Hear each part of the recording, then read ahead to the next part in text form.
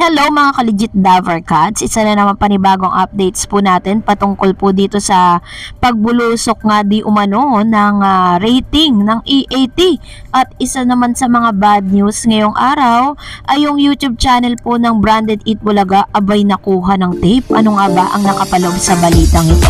But before that, if you haven't subscribed yet to my YouTube channel, please don't forget to like, share, and subscribe at i-hit mo na rin ang notification bell for more showbiz updates. Bago tayo magpatuloy sa ating mga updates this afternoon, of course, nais ko po muna magpasalamat sa lahat po ng mga legit viewers, subscribers, at ang lahat ng mga laging nanonood at sumusubaybay sa lahat ng ating mga updates. Maraming salamat po sa inyong pagtitiwala. At ngayong araw, let me give you some updates sa nangyari po kaninang live dito po sa EAT. Although trending po talagang It's Showtime dahil syempre kahit po sila po ay suspended ng 12 days, according sa MTRCB, lumabas na po yung sanction nila dun sa kanilang mga violation. Big sabihin marami silang violation. Ay napapanood pa rin sila ng live, syempre. Kasi ang YouTube at ang Facebook po ay hindi saklaw ng MTRCB yan. So, pwede pa rin silang umere. Tuloy-tuloy pa rin. Yun nga lang, hindi sila mapapanood sa Free TV. At yung earnings nila, medyo bababa. Kasi syempre 12 days po yun, no? Sa isang araw lang po na hindi makapag-air or makapag-live ang isang programa, katulad po ng noon time, napakalaki na pong bagay nun. Kasi millions po ang kanilang kinikita kada araw sa dami ng mga ads, lalo na po sa placement ng ads ng nito pong nasabing It's Showtime. Pero sa ngayong araw nga ay meron tayong 82,000 live viewers dito po sa YouTube channel po ng TV5 Philippines. At meron naman po tayong 45,000 na YouTube TBJ, official TBJ. It only shows na talagang unti-unti na po na nadi-discover ng lahat ng mga legit Davercats yung official YouTube channel ng TBJ kasi they only got 500,000 na subscribers. Pero dahil po syempre gusto po rin po nila ma-boost at mag 1 million ngayon, tulungan natin yung YouTube channel nitong TBJ na official YouTube channel po nila dito. So, nagla-live din po sila doon. 45,000 live concurrent viewers po kanina. At sa Facebook page naman nila na TBJ ay meron pong 10 to 15,000 na live concurrent viewers. Pero ngayong araw nga, itong tuwa po, no, ang lahat ng mga viewers, mga legit Davercats, dahil hindi po talaga nagpapigil itong si Mayor Jose Manalo na talagang mamigay ng papremyo even though it's really raining hard, diba? Alam naman natin na although lumabas na po sa Philippine Area of Responsibility ang bagyong Hana, at ngayon ay meron po tayong nararanasang mga LPA, low pressure area lang naman, pero hindi po siya ganap na bagyo. Pero what is good thing about this is hindi nga sila nagpapigil, ano man yung kalagayan, ano man yung sitwasyon at weather, talagang namamayagpag.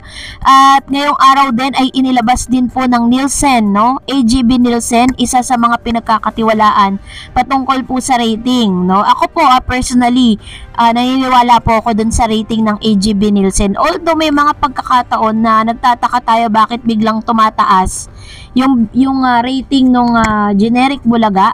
Isang beses lang naman nangyari yon at alam naman natin kung anong rason kung bakit nangyari yon.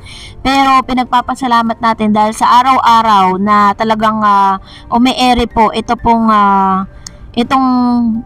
EAT, talagang hindi po sila nagpapahuli. Lagi po silang number 1 sa TV rating ng noon time. And syempre ngayon, medyo happy po yung kabila dahil dalawa lang po naglalaban ngayon. For 2 weeks po yun. Kung hindi po maaaprobahan ng MTRCB yung apela, nagagawin po ng It's Showtime para po mas mapaikse yung kanilang suspension.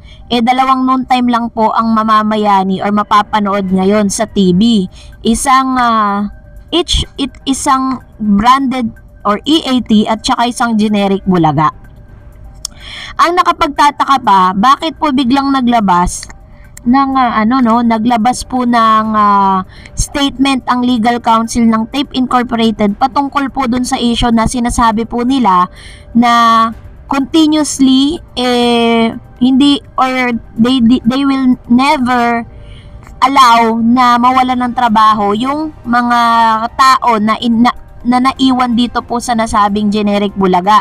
Biglang-bigla silang naglabas ng kani-kanila pong mga naglabas po sila ng kani-kanilang mga saloobin patungkol sa bagay na ito. And then yet, ngayon pong araw ay talagang natuwa po tayo sa inilabas ng AGB Nielsen dahil tumaas po ng 2% yung kanila pong rating ng September 1 to 3. Nakakatuwa naman dahil talaga naman makikita mo talaga yung suporta. Ito po talaga yung legit kasi there are times sa parang hinuhulaan na lang yung rating kaya parang ang dami ring nagagalit pero katulad po ng sinabi ko kanina, trending po ngayon, number 1 trending it's Showtime, and medyo masakit lang sa kalooban kasi parang sinisisi po yung anak ni Tito Sen sa pagkakasuspend nga nito pong It's Showtime, pero pinaliwanag naman sa kanila na hindi po si Miss Lala or MTRCB Chairman Lala Soto ang nag-decide. Kung meron po silang tinatawag na adjudication team, yun po yung nagde-decide. Si Miss Chairman Lala lang po ang nabibigyan ng o naaatasan na mag-announce at magpumirma doon po sa magiging hatol. Ito po yung rating na lumabas noong September 1, September 2. Ayan. So, in September 1 and 2 sila po ay pumalo ng 4.5 from 3.0 yung It's Showtime. Tapos ang September 2, 3.3. Tapos number 1 po ang EAT, 4.5 September 1, and September 2 is 4.1. So napakalayo po ng agwat. Ang talagang magkalapit ng rating ay ang It's Showtime at saka po yung generic Bulaga.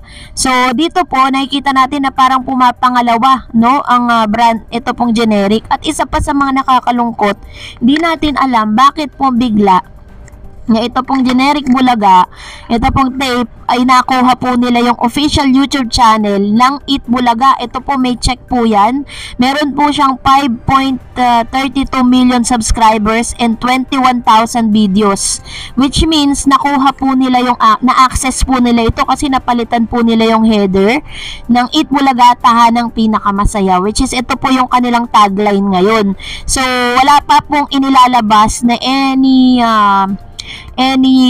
statement ang legal counsel ng EAT patungkol sa issue na ito, dahil according to Tito Sen ay hindi raw di umano pag-aari ito ng generic Bulaga, dahil pinagbabatayan po nila kung sino po yung nag-create ng Gmail, sa kanya talaga mapupunta to. Pero ang pinaka malungkot lang dyan, habang pinaglalabanan po or pinag-aagawan niyang YouTube channel na yan, nag-earnings po yan, pero yung earning napupunta po sa tape dahil yung bangko po ng tape ang nakalink dito po sa channel na yan. So ngayon, bago tayo magtapos ay mag-react muna tayo sa ilan sa mga komento po ninyo patungkol sa last update natin.